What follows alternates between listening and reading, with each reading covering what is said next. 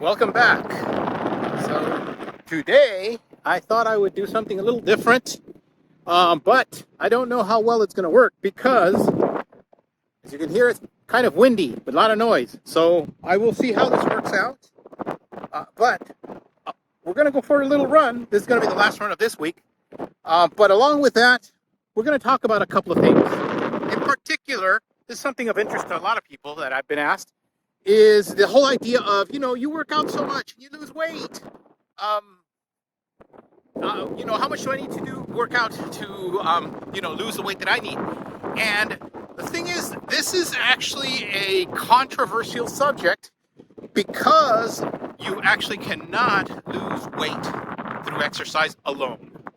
You cannot outrun the fork. Now, there are people, as a matter of fact, I kind of seem like a testament to this, or I seem like a contradiction to this, because I work out like crazy and I seem to have resolved my own weight problems.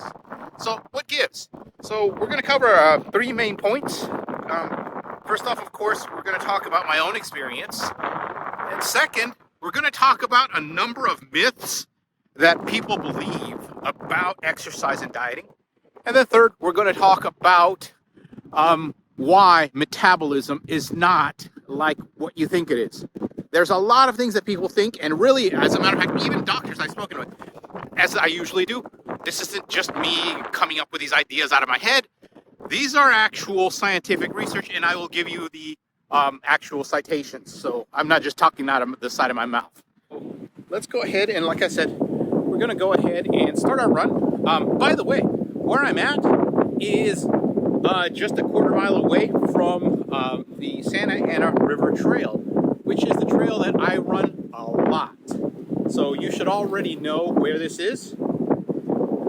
That's where it ends up. So if the whole trail, though, went from one, and supposedly at some point they're going to make it go from one end to the other. So at some point in the future, God knows if it'll be in my future, but supposedly the whole river trail will have a bike trail that'll go all the way out. That, if I'm still around, that would be awesome, and I will definitely do it. So let's go ahead and get started.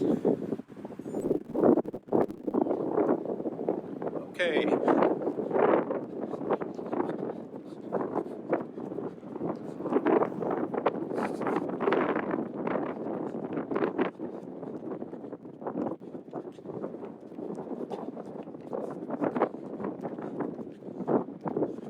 It's very, very windy.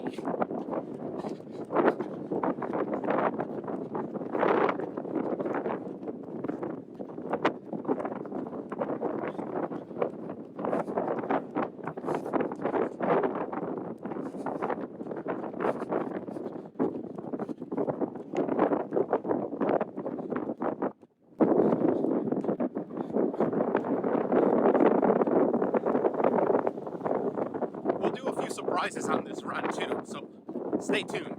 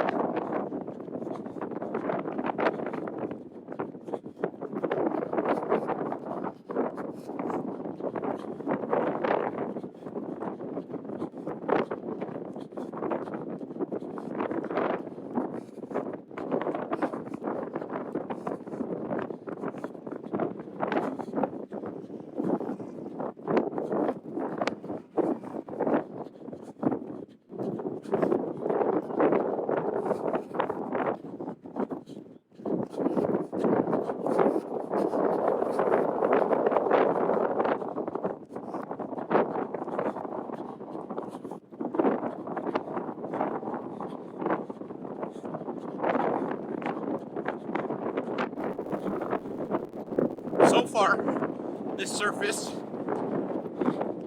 is kind of nice. It's not as nice as cement, but it's smooth asphalt. So I could run on this all day long.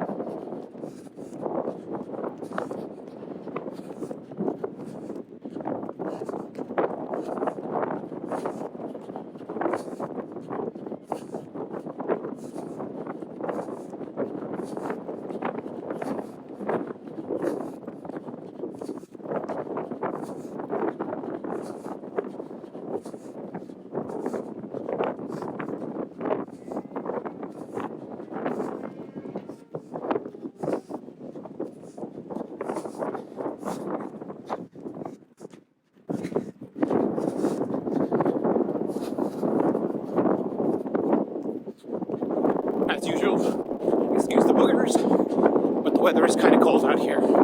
It's about 59, 58, and the windiness makes it even colder. That's why I'm glad I started running. I was starting to feel too cold a bit.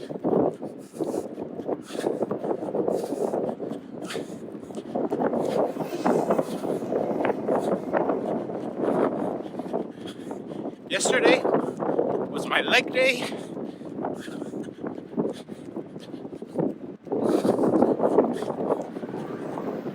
Lifting over 300 pounds. Terribly, but I still did it. Sometimes I wonder, how the hell is it?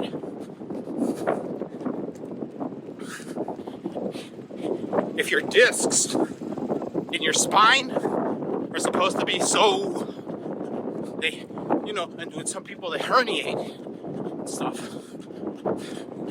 Discs are like jelly.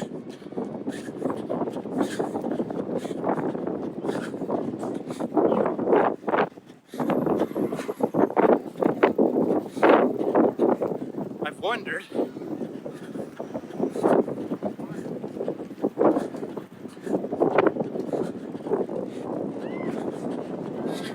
how in the hell have I not completely squished my discs?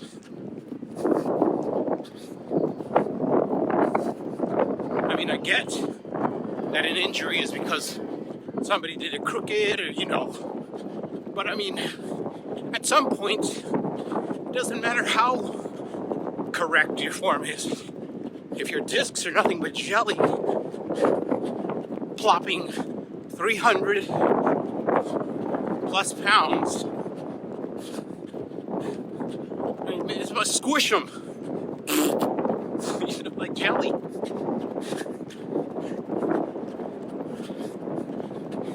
I mean, yeah, I know there are lifters who will do 1,000 pounds, and that just is more incredible. But for me, just to reconcile those two things seems very difficult. That I do it, and in my own average body, I'm actually living it. Kind of like how in my runs, I don't believe I can do this until I'm done.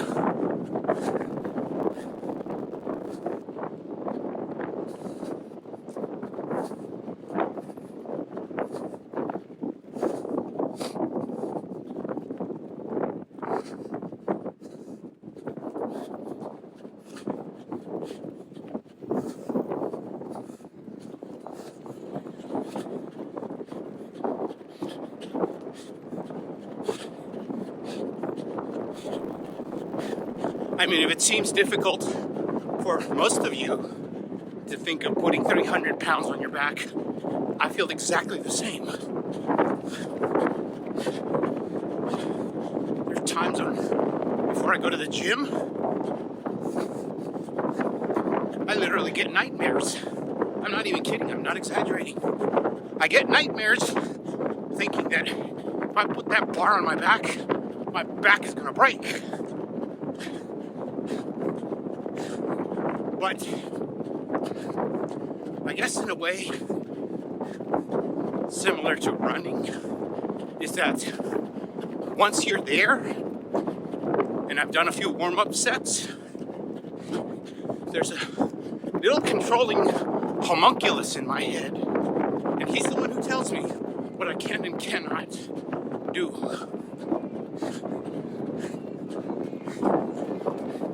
I mean, I know I talk about having different persons. You can view it in any way. I mean, everything that I use are metaphors anyway.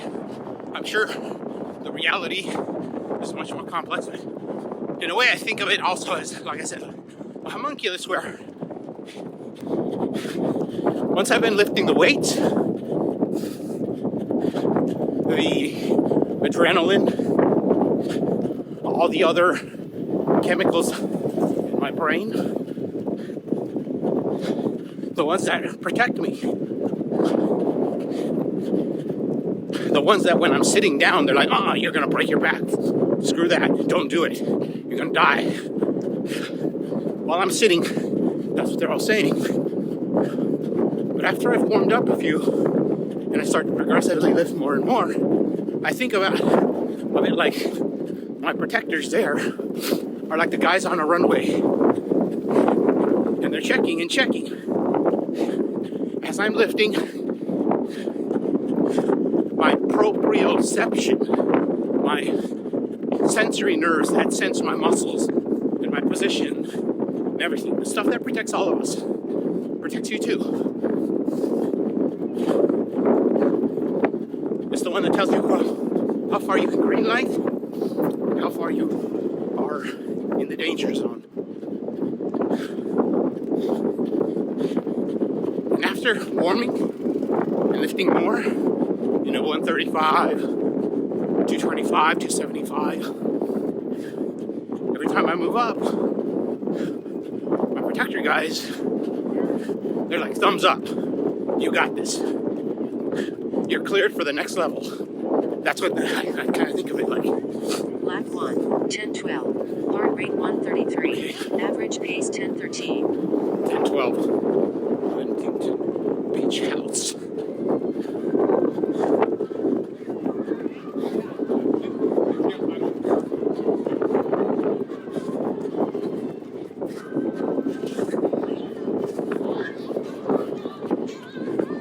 I am supposed to be going slow, so 10 minutes is acceptable.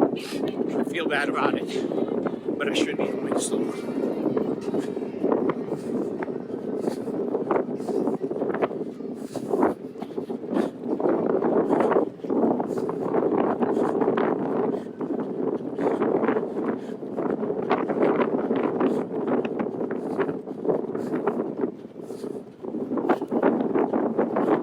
My point, though, is that as I'm warming, those guys at first told me no way. They start to more thumbs up. You're cleared for the next level, son. And boom, I throw on another one. You're cleared. At the very max level, I start getting some guys, don't pass this. Don't pass this, Captain. Don't pass this. But you're clear for this. Now,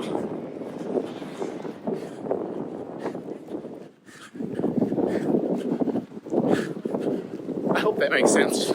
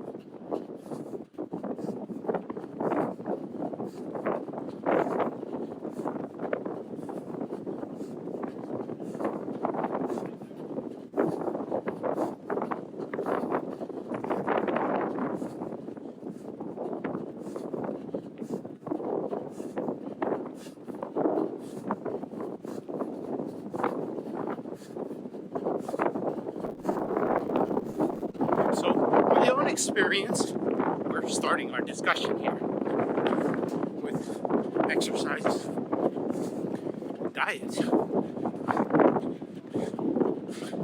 I can cite many examples, but a couple of the most notable are one, back in 2002, 2003,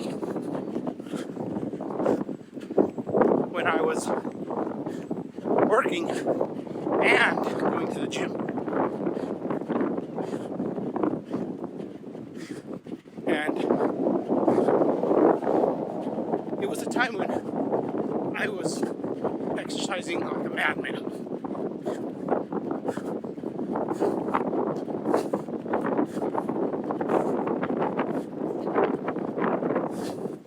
And I actually did get leaner.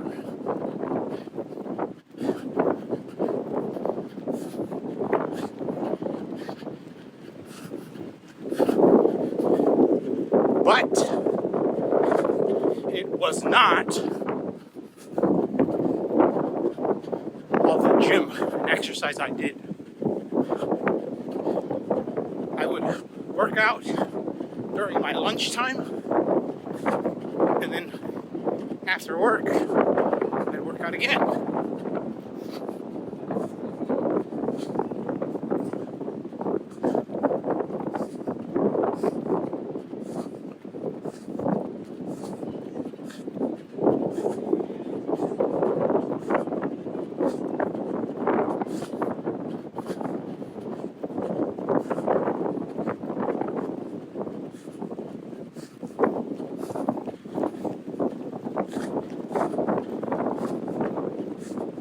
As a matter of fact,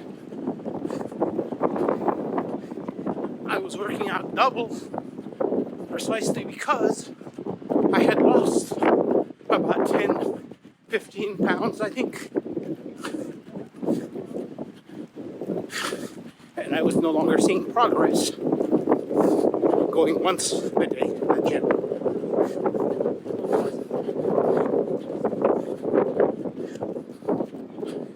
So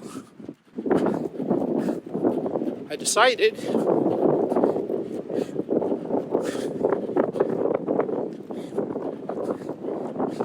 kind of in frustration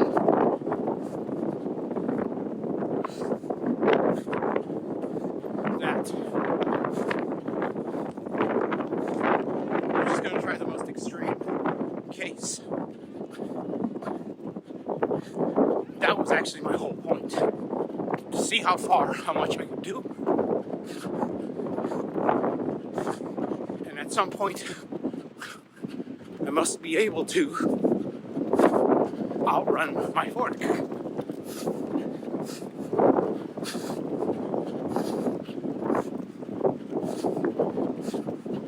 So the whole plan, as crazy as it sounds and stupid as it sounds, was at some point, Lap 2, 9:37. Heart rate 133. Average pace 9:55. okay, I'm going a bit fast.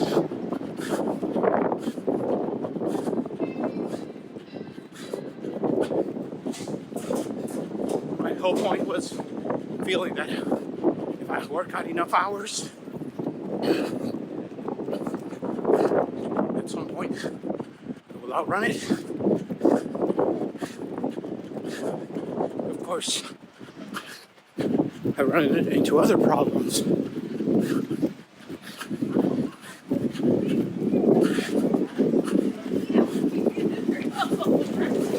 Including getting tired all the time. I was lucky because in my work,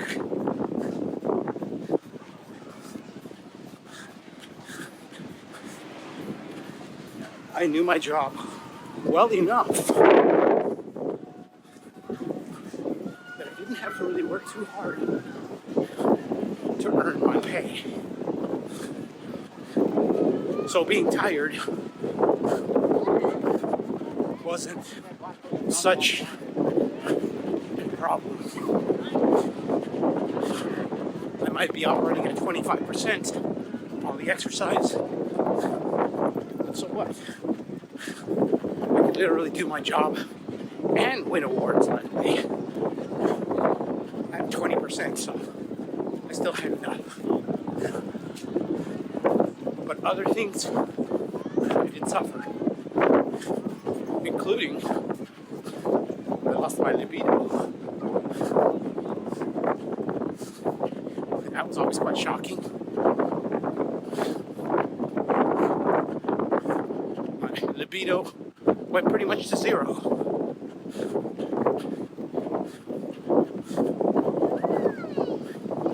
My face started to sink. Started to look gaunt. Basically, I looked like I was starving.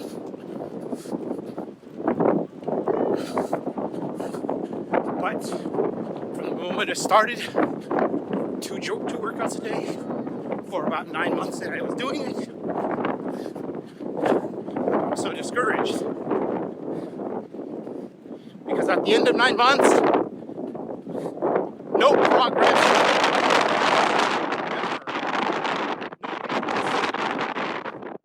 If I'm not mistaken, I started at 165 and I ended at 165.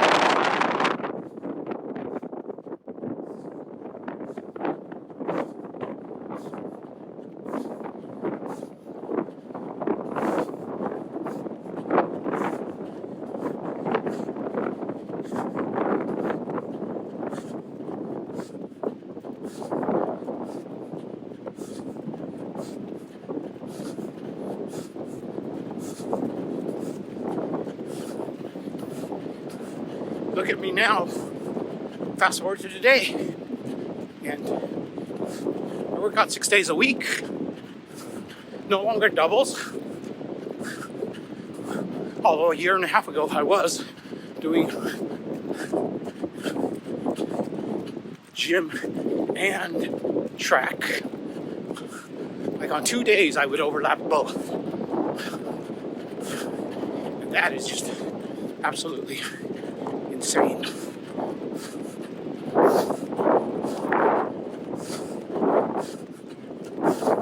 Especially because nowadays my workouts are much more intense than they used to be.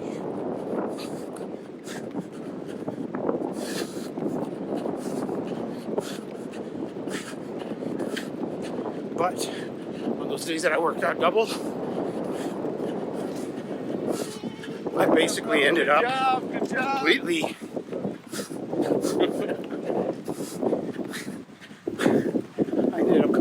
blasted or anything else. Basically, I was just living to run and gym.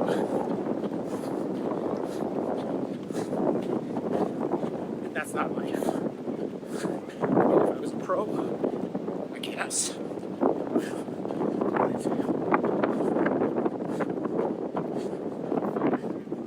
Once again, no weight loss.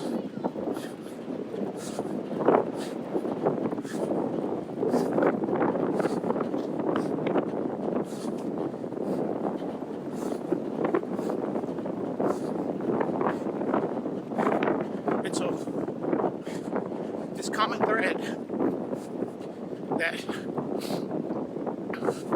no matter what you do, at some point you just don't lose. I would also, a few years ago, I was hiking a lot, more than now. I remember during the summer, I was doing like the equivalent of like 40 miles a week hiking in the hills for like 3 months. And part of the plan was, because I've noticed that when we come back from hikes, yeah, I'm about 6 or 7 pounds lighter. So I'm like, yeah, I know some of that's water weight. But still,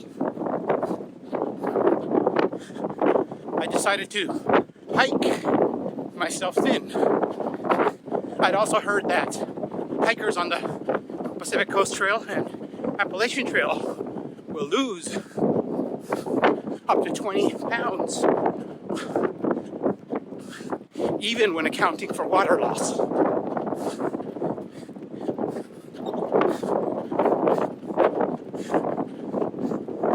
So I tried it.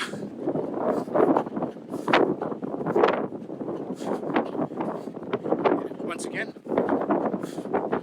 no change.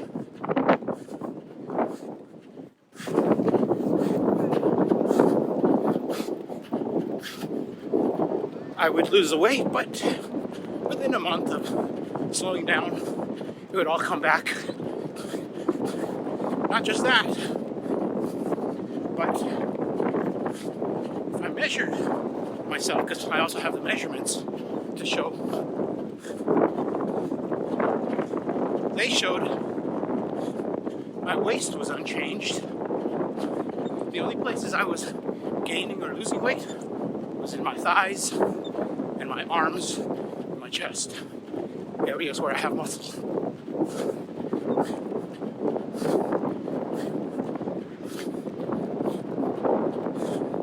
So what's the point? We'll continue that. Part 2.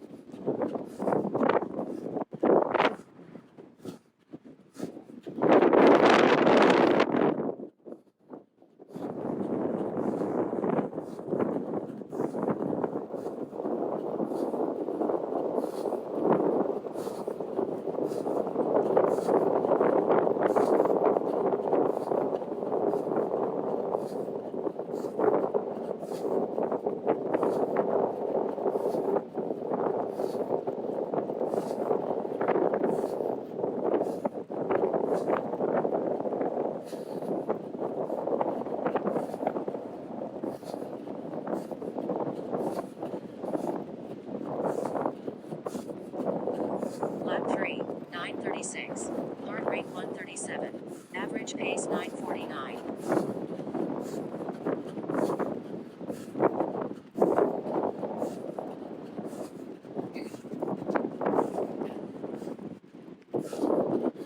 Balls behind. No. I'm not supposed to be racing. Stop thinking that.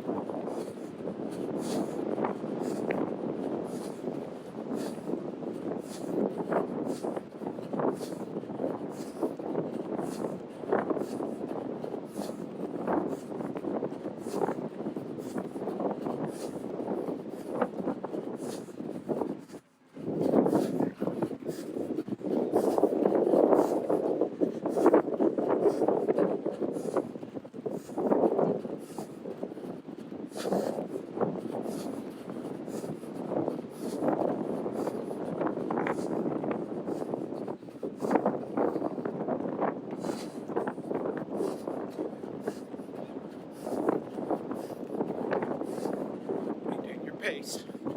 This is not a race.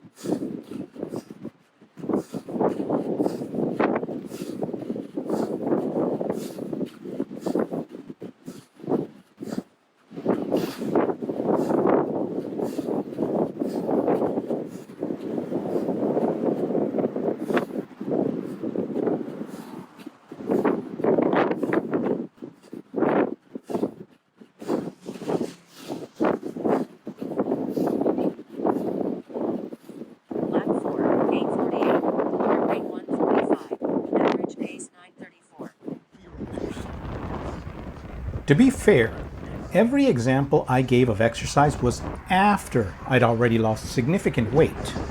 So I was using exercise as a way of forcing even more weight loss.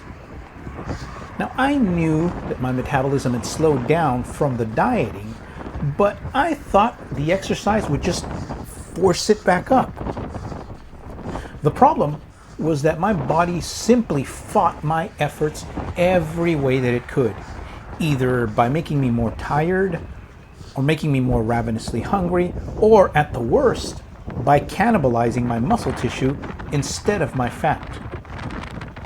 I was able to limit muscle loss by upping my protein to as high as 75%, which sounds crazy, but given I was living on 2,000 calories, it was still barely enough. I didn't care. I was hell-bent on exercising my way to thinness. I told myself that if it was possible to run myself thin, I would do it. I would spend upwards of 2 to 3 hours a day exercising and lifting. Even this was not enough though, so I decided to increase it to 4 hours a day. The only result was that I was more tired than you can ever imagine. I mean, I was pathologically tired. I could barely do anything. I was in a constant brain fog. Sometimes I didn't even. I would just take naps everywhere. It wasn't even funny how tired I was. It's difficult to describe. My immune system was so weak that I caught colds every few weeks. My libido, which for most of my life was just out of control, now it was non-existent, which was a shock, and it was also bad news for someone who had an active romantic life. The worst part was that what little weight I lost, it wasn't even in my belly region, which is where the fat was. It was in my arms and legs. And that's where most of my muscles were, so it was obvious. I was not losing fat. I was only losing muscle. As you can see, we're headed back now. But this time,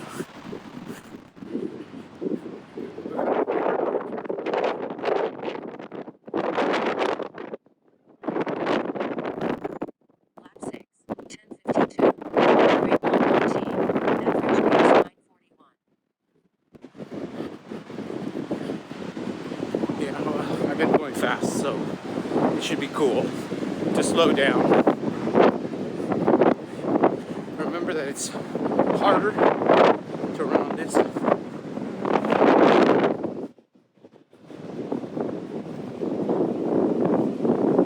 See how windy it is?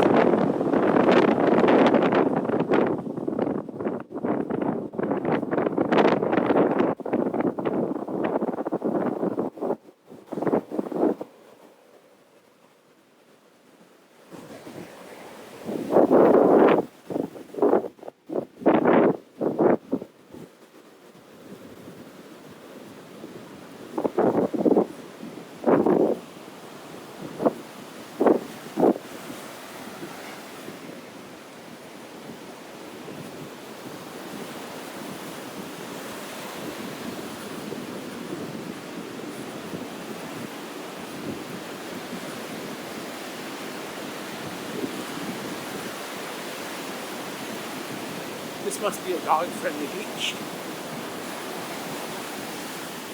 I say that because Santa Monica, when I would bring my dog, the cops would be like, "No, you can't bring dogs there." That's an improvement.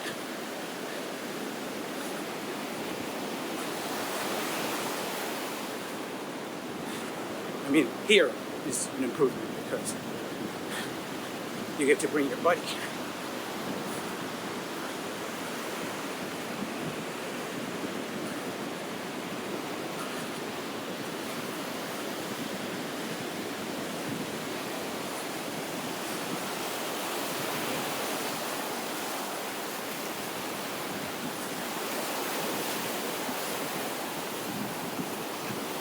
What's up, Doug?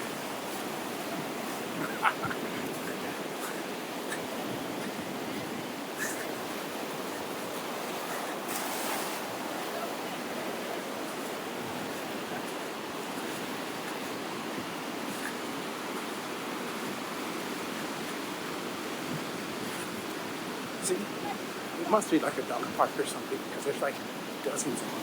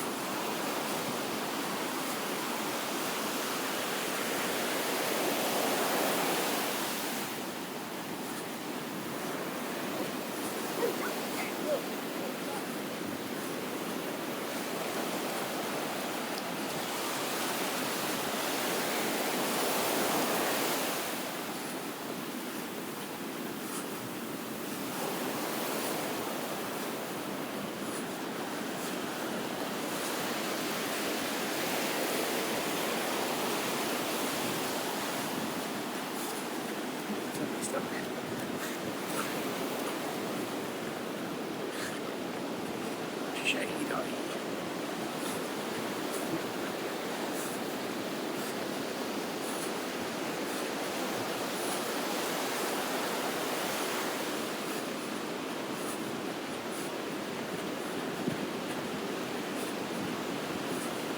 So, next part 2, myths about exercise and weight loss.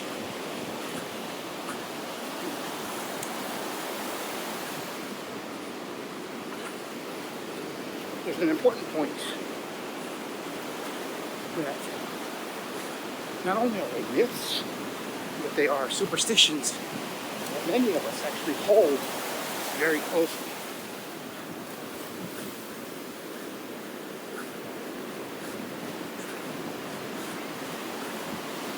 Hey, doggy. Yeah.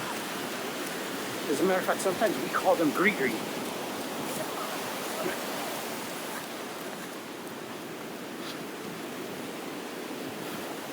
For example, there's a myth that if you get more muscle, you'll burn more calories.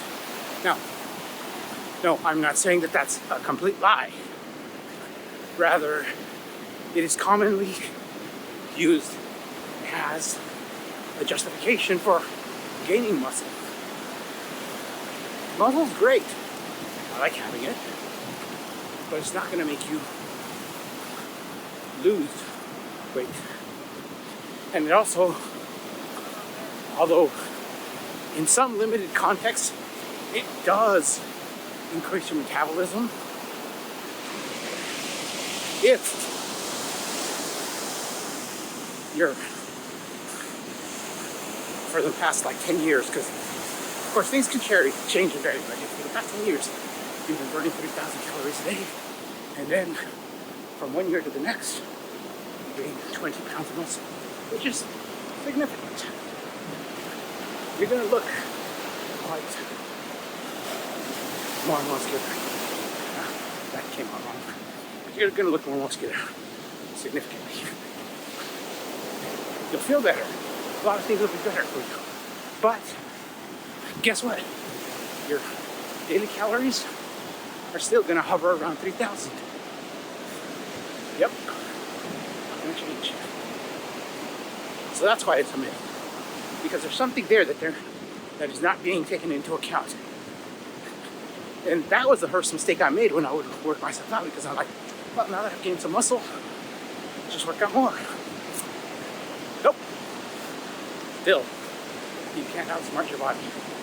So,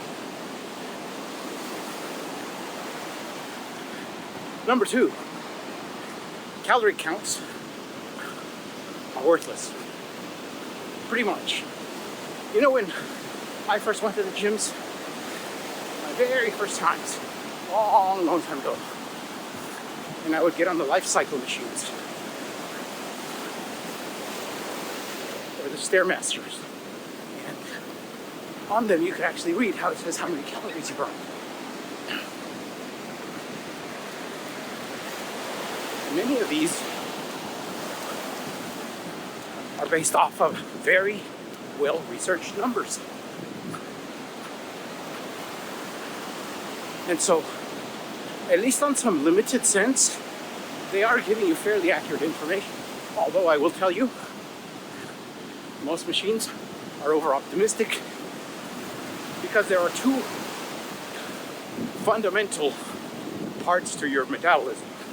There's your basal metabolic rate, and that's what your metabolism that keeps you alive, and there's the rest of it. I will just call it your moving metabolic rate. There's more, but I'm trying to keep it simple here. My point, though, is that this calculation in a very limited laboratory setting will apply. But we are not lab rats in a laboratory setting. We are humans in a dynamic setting. We have not controlled variables. And this really, really changes all those numbers by a wide margin, basically making them useless. So are those numbers on the bikes useful? Yeah, if you live in a lab and your food and your other activity is carefully controlled. Even then, I don't think you'd handle it too long. Lap 7, 10:29. Heart rate 126. Average pace 948. So I used to read those, when I go for a run and it would say I burned 600 calories. I used to pay attention to that, but now, no. I absolutely, completely ignore it. Don't even pay attention to it. Because it's worse than useless.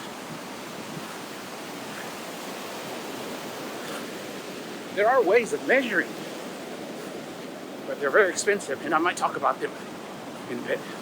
But by and large, those calorie counts worth. Oh, and I was saying that most machines, machines will use one of two calculations.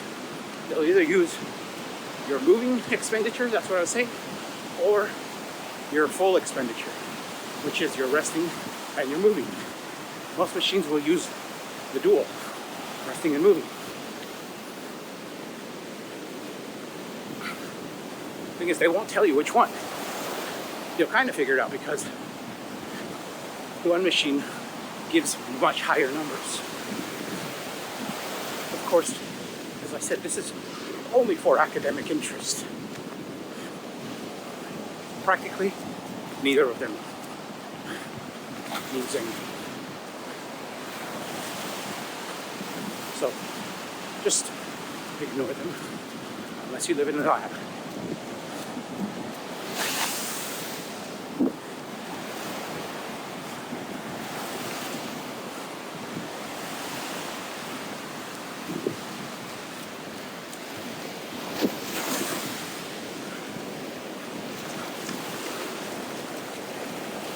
Not only that, but as I said, it's very hard to break those superstitions. To a certain extent, my post-run cool-down walk, sometimes I still try to get an extra 100 feet just to get that little extra calorie burn. Meaningless. I can technically stop at a mile, at least calorie-wise. I can stop at a mile if my primary concern was calories. It is not. It is fitness and health. Actually, number one for me is health. Second is fitness.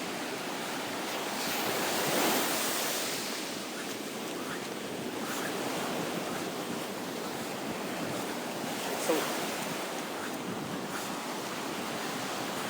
when I say, like I said, I say such that it is a superstition, and we need to analyze our behaviors so that we can recognize our superstitions. Doesn't mean we need to stop. I don't need to stop doing 2 mile pulse run cool downs, just don't lie to myself. Don't fool myself into thinking that it will do anything. Calorie wise, it's good for fitness. It's good for helping me recover. My pulse run cool downs are as long as they are because I've noticed that after a really tough run, I'm absolutely blasted for about 4 hours afterwards. And by that I mean my mental energy is pretty much down to zero. Smashing through.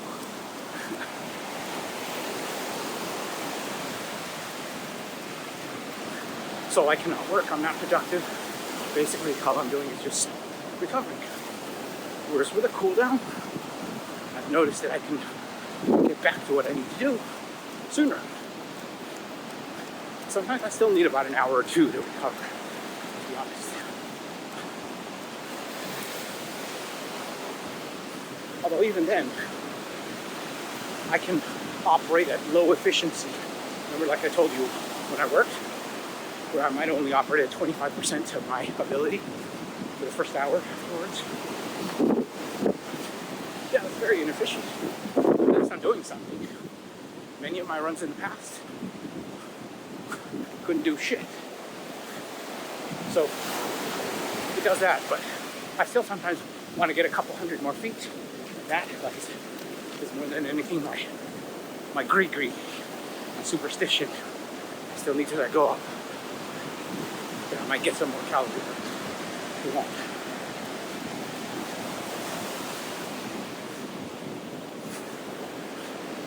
Okay, let's continue.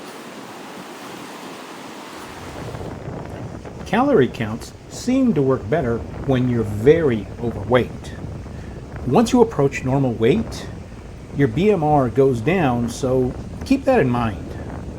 Going from obese to normal is tough, but it is actually easier than going from normal to shredded. Many people will never be able to get shredded, of course. Now, all of this about calories and exercise is controversial because for decades, we've been told that to lose weight, you need to exercise more. I personally think that what is happening is exercise indirectly affects weight loss. That is, the movement itself does not burn extra calories, but it supports your weight loss in other ways. For example, it reduces inflammation. And this is critical because inflammation triggers insulin resistance and many other problems. And insulin resistance is associated with lower metabolism. If you think of this backwards, raising your insulin sensitivity should help improve metabolic rate. That's good news. It's also a psychological commitment. If you think about it, when you suffer through an exercise session for 1 hour, you know it costs you a lot, and you're just more likely to watch what you eat. You know, that pizza, yeah, it's gonna seem very delicious, but you know that it seems like it's probably not worth all the suffering you just went through. And this is something you're more likely to do when you exercise than when you just diet.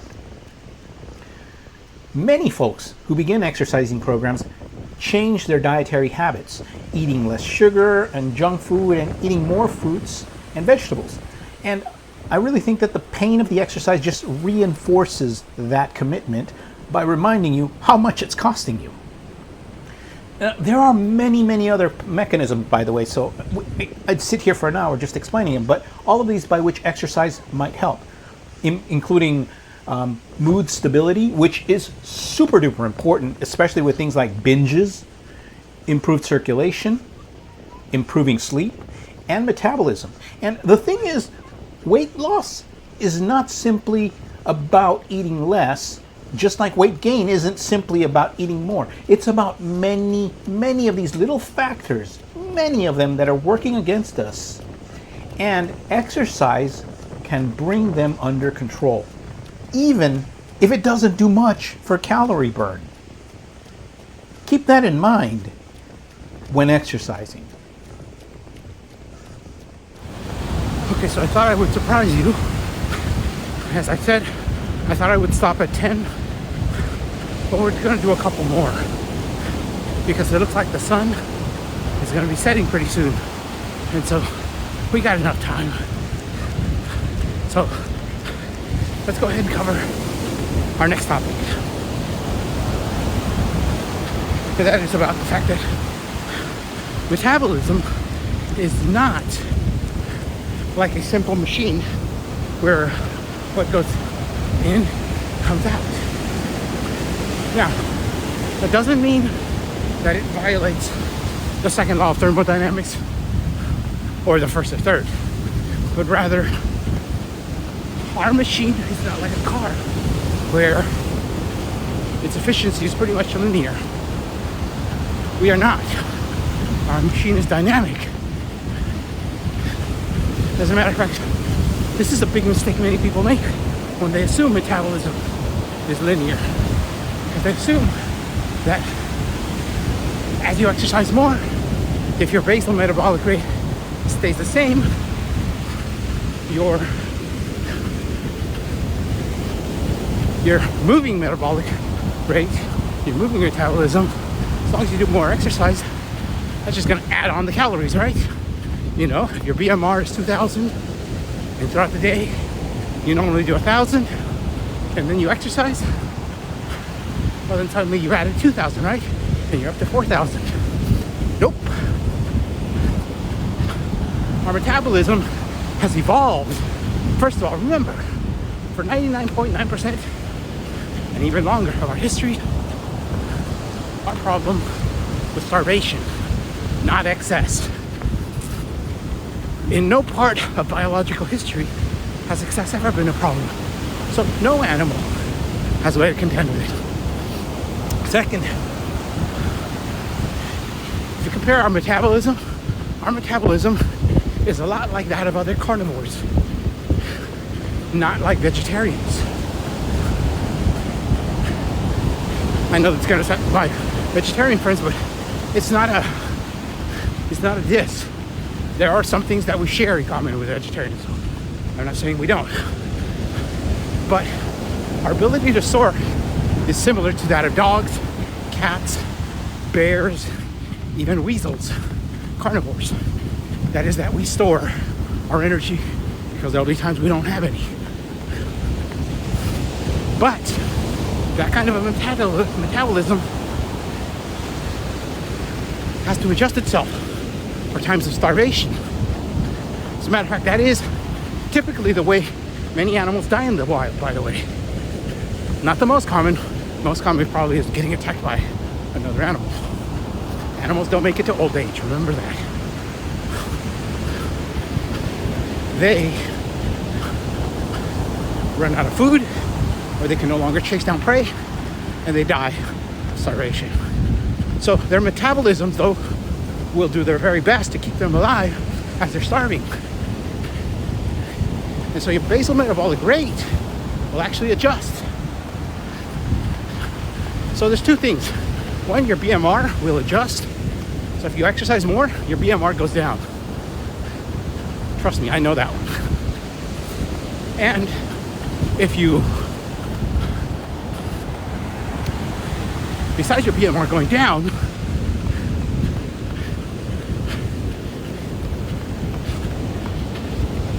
your system will shut, it goes down because your system starts to shut down all non-essential activities. And we see this. I'll show you the research. So, and these are important evolutionary adaptations. We would not have made it this far without them.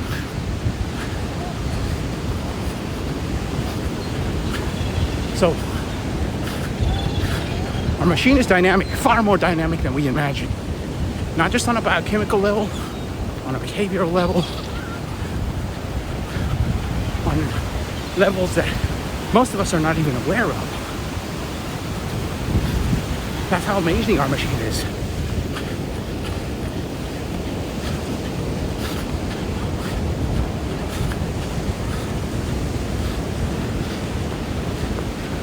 We've done studies on hunter-gatherer groups. And considering that most hunter-gatherers walk, what, like 5 to 10 miles a day? Much more than Americans do. You would have imagined that they'd be burning more calories than us, you know? But once you adjust for body weight, you find that nope, hunter-gatherers use just as little energy as we do. So there seems to be this hard limit on our metabolic rate. Some of it just has to do with, there's a heat limit. You produce too much metabolism, nope. There's also the myth of fast metabolism, where you hear people saying that they got fast metabolism, that's why they don't get weight. Bullshit. I'll show you studies that show that that's bullshit. Skinny people don't have faster metabolisms. Not when correcting for body weight or anything else. As a matter of fact, in general, fat people have faster metabolisms.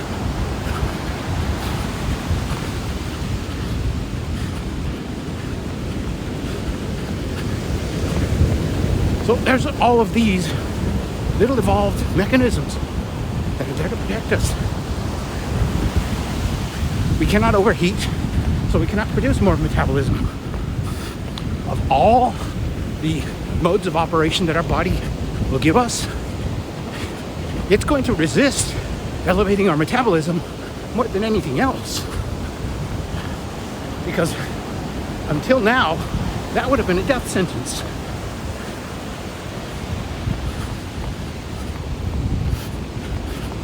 This is why when you see all these people who talk about elevating your metabolism, it's like, hell no. Your body will compensate for it. Thermogenics? Bullshit. Your body will cool you down later. Although most of them don't even accomplish true thermogenesis. There are drugs that do it. You're gonna hate life while you're doing it. So don't try them. Although most of you will never know about them, I won't tell you right now. There might be a few crazy ones that might try it if I tell you.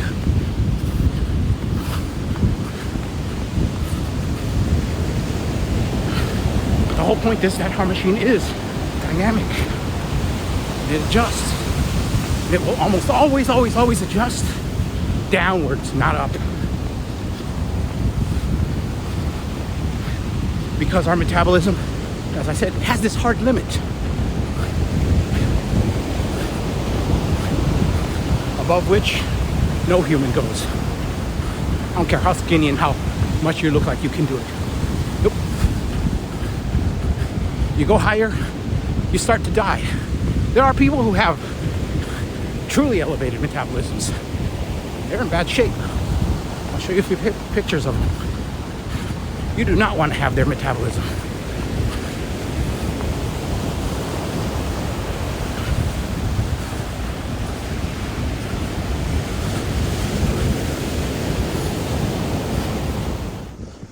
The main point I want you to remember is our metabolism is dynamic and constrained. I repeat, our metabolism is dynamic and constrained. Now this is so important, I'm going to repeat it once more. Our metabolism is dynamic and constrained. Now I know this is annoying, but I also know from experience that most of us will forget that metabolism is dynamic and constrained and revert to thinking that metabolism is additive. This flawed understanding is what leads us to make mistakes like thinking that muscles will make you lose weight or that metabolism is additive. This is what leads you to think that you could just exercise your weight off, and many other mistakes that will just cause you to fail in any efforts to lose weight. If you look at the chart, you might think to yourself, what if I just exercise even more? Well, we already have examples of extreme athletes who exercise like crazy amounts. And yes, if you exercise enough, you will lose weight. But the loss will come from your muscle. In other words, you just can't win. If instead you approach the problem from an evolutionary perspective, all of this should be super easy to understand. In a world where starvation was the real threat, your body will always economize on fuel wherever necessary. If a hunter was starving and looking for an animal to eat, he might need to chase him down for a few days. If he had an inefficient metabolism, he would die before he kills the animal. Instead, he will become more efficient and eventually catch the animal and eat and regain all that he'd lost. Now, this is why I like the evolutionary perspective, because it helps make so much sense of all of this weirdness, even if sometimes it gives us news that we don't like.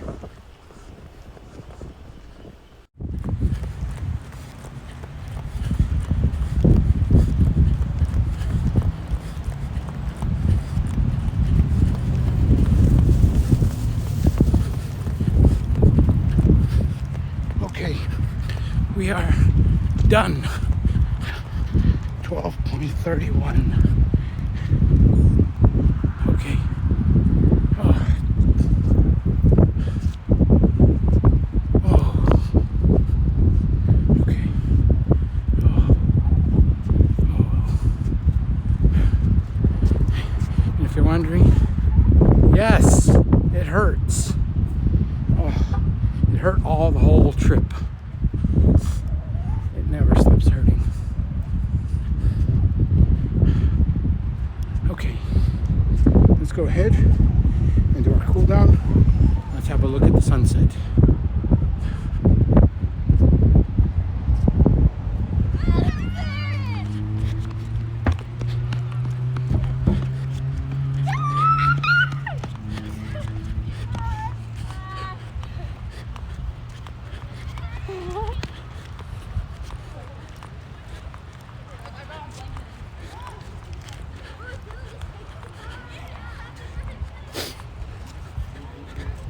So we're just cooling down right now. Other people are having their beach parties, which is cool.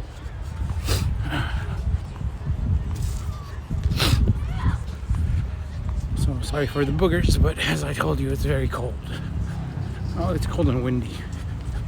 It's not super cold. I shouldn't be that much of a whiner, but it's cold enough. So let's go ahead and conclude this.